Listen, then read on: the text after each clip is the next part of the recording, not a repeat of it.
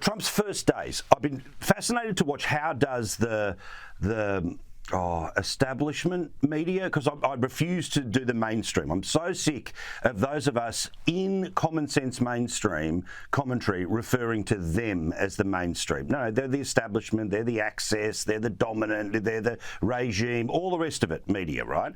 Now, obviously in 2016, no one has a meeting, but, the vibe seemed to be cover this as chaos. So every day it had to be chaos. So if he did 3 things a day, that's an example of his chaos. If he made decisions that had potential negative consequences for certain people, cover that as chaos. Trying to watch the first couple of days of how they are covering the decisions, and they're obsessing in and around the January 6 pardons, Biden and his family, whatever, yesterday's news, despite the precedent that that's going to set here.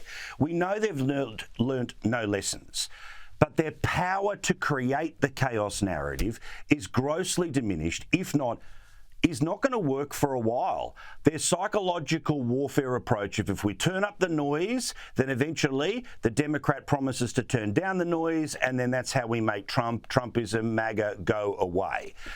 How do you feel about how the media is playing the early days? Poorly.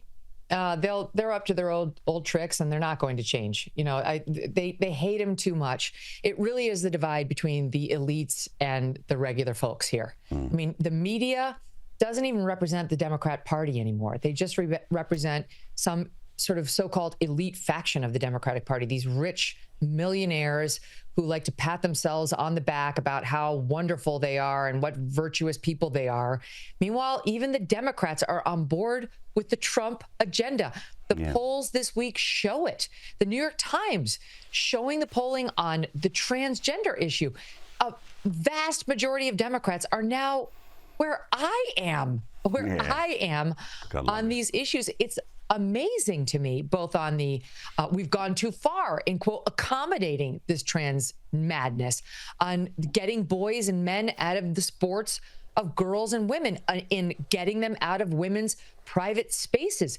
They're all over where high percentages, pushing 70% of Democrats are now in favor of this stuff, and the same on illegal immigration. I mean, they look like Republicans now in the Democrat Party, but you would not know that to watch CNN or to watch MSNBC or to watch CBS.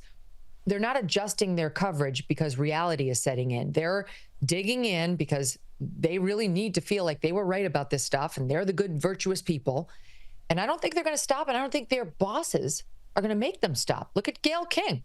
As we've watched President Trump take the oath of office, she was focused not on the historic change, not on the mandate that he's been given, not on the working class feeling heard, not on the problems of the media, but on why she didn't see more people of color inside the Capitol Rotunda.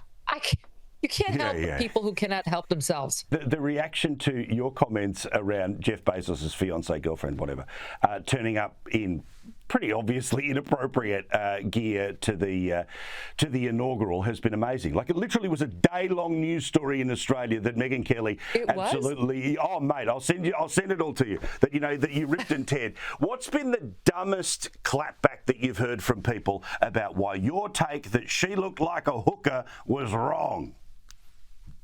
I don't know. Some people will like to point to other like saucy photos of me in the past and say like, oh, so there you go. And I laugh because it's like, no one's arguing that you can never bring the sauce. I mean, no woman would make that argument. I've brought the sauce in the past and I've loved every minute of it, but not at the damned presidential swearing in. It wasn't even like at an inaugural ball. That's fine too. I wouldn't have ripped on her for that, though she's always dressed like a prostitute, to be honest. I mean, it's not like a one-off. But you are one of the favored few who's not only in the rotunda, which only has a couple hundred people in there, but you're going to be on camera right behind the president and the first family, and you decide now would be a great time to show my boobs. I wonder if people would like to see my boobs.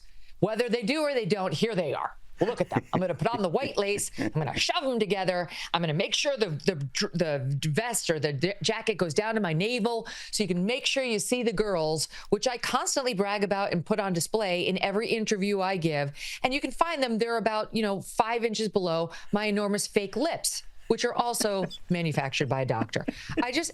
This woman is not the picture of class. I'm entitled to see, observe, and comment on that because that's what I do. And if you don't like it, I think we end in the right place. You're the best, Megyn. Thank you so much. My pleasure.